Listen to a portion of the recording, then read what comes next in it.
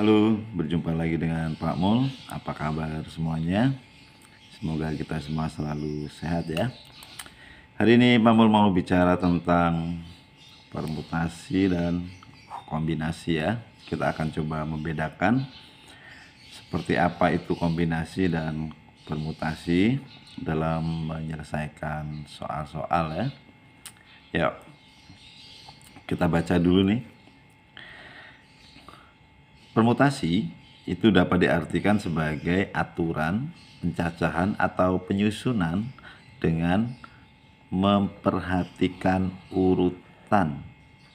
Oke. Lalu kombinasi nih, merupakan suatu pencacahan atau penyusunan tanpa memperhatikan urutan. Jadi ada pembedanya di kata tanpa ya. Secara umum mungkin kita bisa menghafalnya dengan cara memperhatikan, lihat ini per, ini berarti kita lanjutkan dengan peraturan ya, peraturan gitu ya. Kalau K itu ya mungkin kebebasan, boleh, atau mungkin karepmu juga boleh ya. Jadi kebebasan, kombinasi itu bebas. Ini permutasi berarti peraturan. Ya, untuk memperjelas kita coba ambil dua contoh. Ini saya sengaja susun di kanan dan kiri ya. Kita lihat nih. Nomor 1. Dalam sebuah lomba yang diikuti 8 peserta dan akan diambil juara 1, juara 2, dan juara 3.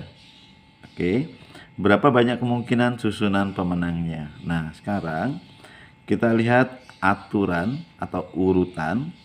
Ini kita akan perjelas dulu di sini. Di sini jika ada A, B, terus kemudian di sini ada B, A, ini tidak sama ya. Nah, kalau yang di sini A, B itu akan sama dengan B, A. Oke. Nah, sekarang kita lihat di sini nih. Ini tulis juara 1. Kemudian juara 2. Juara 3 misalkan ya. Misalkan orang pertama kita sebut sebagai A. Juara 1 A, juara 2-nya B, juara 3-nya C. Berarti ini adalah satu permutasi ya, satu permutasi. Kemudian dia juga akan berbeda dengan A, kemudian ini C, ini B. Ini dianggap sebagai satu ya, satu kemungkinan begitu ya. Lalu kita akan mengingat kembali untuk rumus yang permutasi itu P, N, R begitu ya.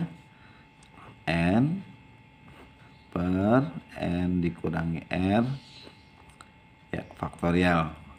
Pasti faktorial sudah mengenal semua ya. Oke. Lalu kita tinggal memasukkan saja N-nya, ini adalah semestanya ya. Ini 8 faktorial dibagi dengan N dikurangi R, 8 dikurangi dengan 3 ya. Karena ini ada 1, 2, 3. Berarti menjadi 5 faktorial. Oke. Lalu ini bisa diselesaikan dengan cara 8 kali 7 kali 6 kali 5 faktorial per 5 faktorial. Kemudian ini bisa dicoret. Ya, tinggal dihasilkan 8 kali 7 kali 6. Oke, silahkan dihitung sendiri ya. Lalu untuk kombinasi. Dalam suatu kelas terdiri dari 20 orang, siswa akan dikirimkan delegasi yang terdiri dari 3 orang. Ya, delegasi terdiri dari 3 orang. Berapa banyak susunan delegasi yang mungkin?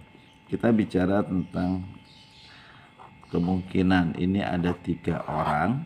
3 orang ini boleh A, B, C, boleh ACB boleh, dan seterusnya ya, BCA dan seterusnya ya.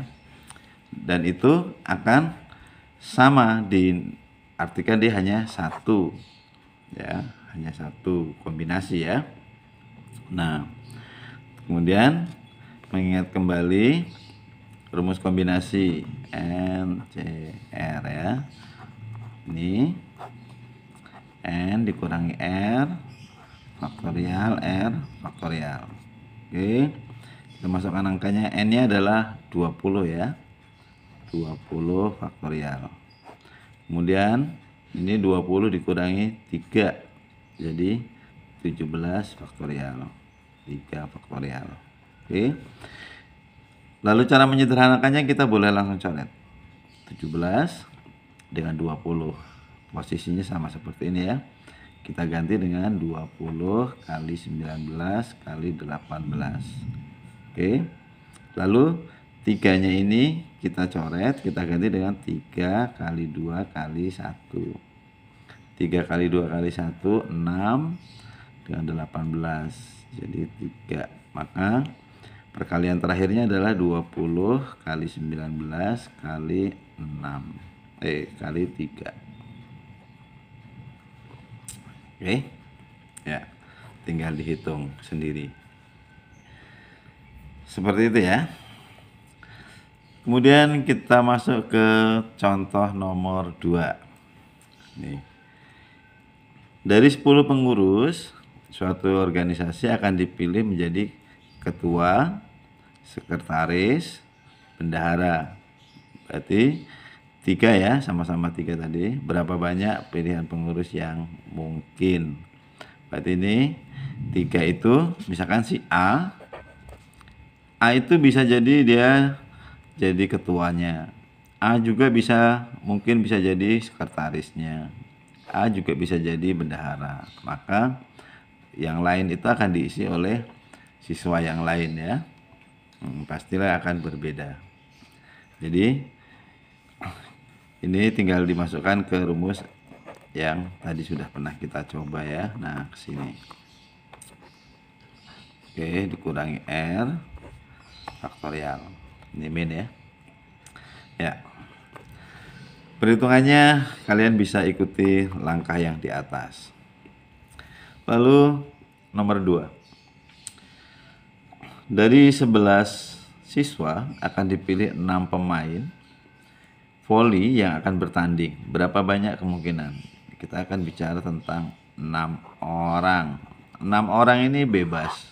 Siapa saja bisa masuk ke sini tanpa harus dihitung dia orang yang menempati di pemain voli itu sebagai apa itu diabaikan ya. Oke, jadi ini diselesaikan dengan cara kombinasi ya. N CR N faktorial N dikurang R faktorial R faktorial. Lalu tinggal dimasukkan angkanya 11 faktorial per ini 11 dikurangi 6 ini 5 faktorial kemudian 6 faktorial.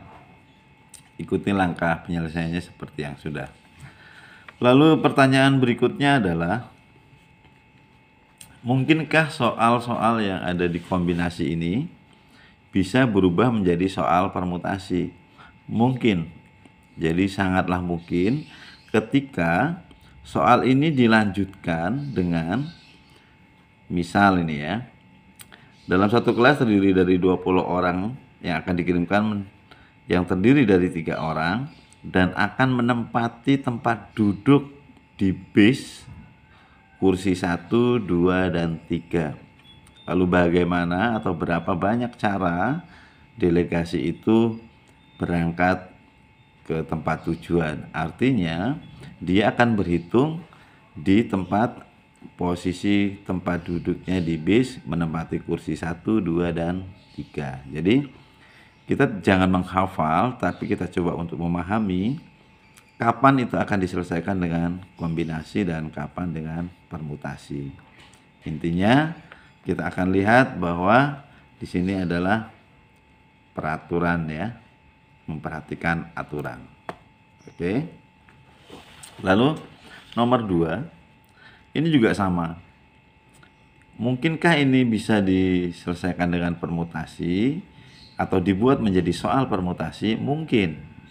Ketika soal ini dilanjutkan, jadi dari 6 orang pemain dalam voli ini akan menempati posisi 1, 2, 3, 4, 5, 6 yang ada di aturan permainan voli, mungkin sebagai crosser atau sebagai apapun. Dan bagaimana atau berapa banyak kemungkinan yang muncul untuk mengatur 11 orang itu dalam bermain voli yang terdiri dari 6 orang.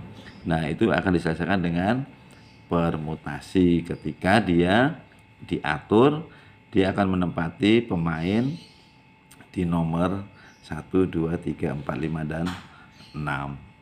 Begitu ya. Oke, semoga bisa dipahami.